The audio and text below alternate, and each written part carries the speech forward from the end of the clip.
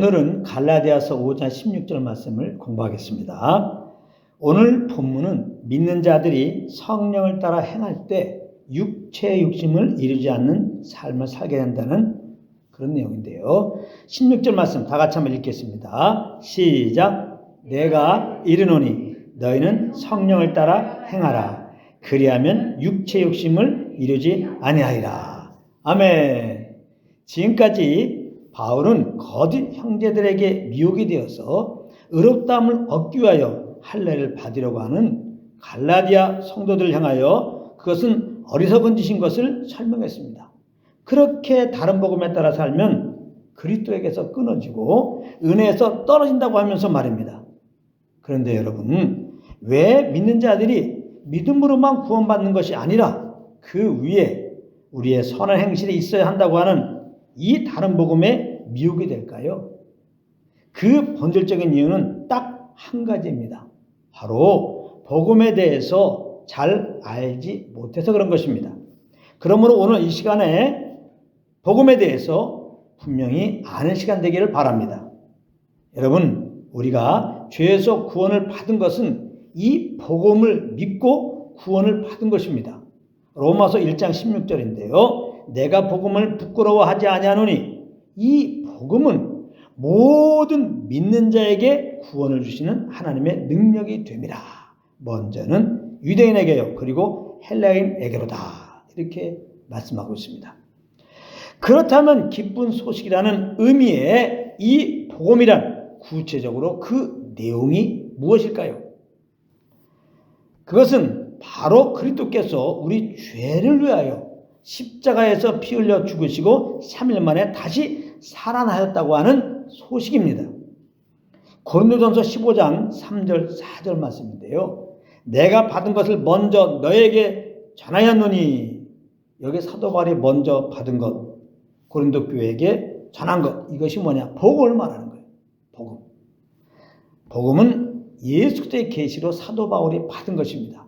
이것을 먼저 고린도 교회에게 전하였다. 지금 말씀하고 있는 겁니다. 이는 그랬어요. 이는. 그러면 사도 바울이 받고 사도 바울이 고린도 교회에게 전한 이는 복음은 무엇이냐? 이는 성경대로 그리스도께서 우리 죄를 위하여 죽으시고 장사 지낸 바 되었다가 성경대로 사흘 만에 다시 살아나사. 이게 바로 복음의 내용인 것입니다. 성경에서 말씀하신 대로 예수님이 이 땅에 오셔서 우리 죄를 위하여 죽으셨다가 3일 만에 부활하신 것. 이게 복음의 내용입니다. 이것이 죄와 사망 아래 있는 인생들에게 이 복음이 최고의 기쁜 소식인 것입니다.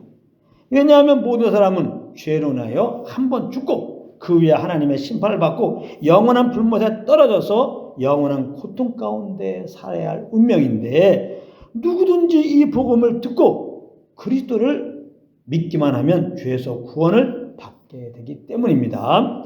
로마서 10장 8절부터 11절이 이것을 잘 설명하고 있습니다. 그러면 무엇을 말하느냐? 말씀이 내게 가까워 내 입에 있으며 내 마음에 있다 하였으니 곧 우리가 전파하는 믿음의 말씀이라. 복음이라 이 말이에요. 내가 만일 내 입으로 예수를 주로 신하며 또 하나님께서 그를 죽은 자 가운데서 살리신 것을 내 마음에 믿으면 구원을 받으리라. 사람이 마음으로 믿어 의에 이르고 입으로 신하여 구원에 이르느니라. 성경이 이르되 누구든지 그를 믿는 자는 부끄러움을 당하지 아니하리라 하니. 이렇게 말씀하겠습니다. 이렇게 우리의 어떠한 공로와 상관없이 우리가 그동안 하나님을 떠나서 내가 내 삶의 주인으로 살았던 것을 하나님께 회개하고 주 예수님을 마음의 구주로 믿으면 누구든지 구원을 받는 것입니다. 그래서 구원은 하나님이 주신 선물인 것입니다. 에베소 2장 8절 9절 말씀인데요. 너희는 그 은혜에 의하여 믿음으로 말미암아 구원을 받았으니, 여기 봐요. 믿음으로 말미암아 구원을 받았다고 말씀하고 있습니다. 이것은 너에게서 난 것이 아니요 하나님의 선물이라. 행위에서 난 것이 아니니 이는 누구든지 자랑하지 못하게 함이라 그랬습니다. 여러분, 선물은 내가 무엇을 해서 받는 것이 아닙니다. 내가 무엇을 해서 받는다면 그것은 선물이 아니라 삭시되는 것입니다. 로마서 4장 3절 4절입니다. 성경이 무엇을 말하느냐? 아브라함이 하나님을 믿음에 그것이 그에게 의로 여겨진 바 되었느니라. 일하는 자에게는 그 삭시 은혜로 여겨지지 않냐고 보수로 삭스로 여겨지거니와. 이렇게 말씀하고 있습니다. 그러므로 우리는 이 은혜의 복음을 변질시킨 다른 복음은 단호히 거절해야 하는 것입니다. 그럼에도 다른 복음에 많은 성도님들이 미혹되는 것은 자주 넘어지는 자기를 바라보아서 그렇게 되는 겁니다. 자주 넘어지는 자기를 바라보면 어떻게 되느냐? 스스로 정죄의 생각을 하게 되는 거예요. 내가 정말 구원받은 자가 맞는가? 그렇다면 내가 왜 이렇게 자주 넘어질까? 이러다가 혹시 나 지옥 가는 것이 아닐까? 이런 생각 말입니다. 이 복음에서 어긋난 생각이 들었을 때 다른 복음은 마치 진리같이 들려오게 되는 것입니다. 믿음으로만 구원받는 것이 아니라 모세의 율법대로 할례를 받아야 된다. 즉 똑바로 사는 열매가 있어야 구원이 유지되고 천국에 들어가는 것이지, 그렇지 않으면 얼마든지 구원을 잃어버릴 수 있다라고 하는 것, 이 다른 복음 말입니다. 그러므로 성도님들은 항상 나를 바라보지 말고 우리를 주에서 구원해 주신 그리스도만 바라보아야 하는 것입니다. 우리가 혹 연약하여 잘못한 것이 있으면 하나님께 얼른 자백하고, 자백했다면 그리스도의 보혈로 그 죄가 다 깨끗함 받은 것을 믿으면서 말입니다.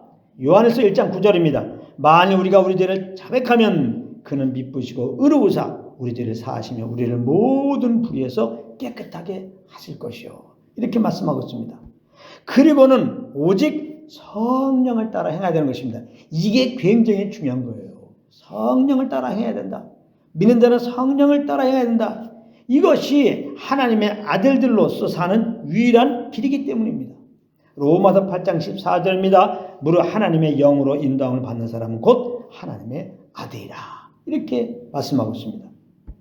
그리고 이것만이 육체 욕심을 유지 아니하고, 그러므로 우리가 정죄에 빠져 다른 복음을 따르지 않게 되는 유일한 길이기 때문입니다. 로마서 8장 1절에 보면 이런 말씀이 있습니다. 그러므로 이제 그리스도 안에 있는 자에게는 결코 정죄함이 없나니. 그런데 여러분, 이 구절 다음에는 원문에 육신을 따르지 않고 그 영을 따라 행하는 우리에게 라는 말씀이 있는데, 이 말씀이 생략되어 있는 것입니다.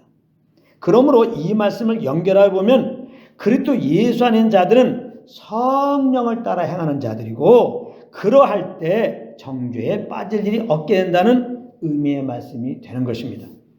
그래서 정말로 우리가 우리 안에 계신 성령과 교통 속에서 그 인도함을 따르게 되면 이런 죄덩어리에 불과한 우리를 사랑하시고 그 아들을 통하여 주에서 구원하여 주셨을 뿐만 아니라 영원한 천국에, 그것도 하나님의 아들로서 들어가게 하실 하나님 아버지가 너무나 감사해서 우리는 우리 주 하나님과 우리 구주 예수님만을 찬양하며 살게 되는 것입니다.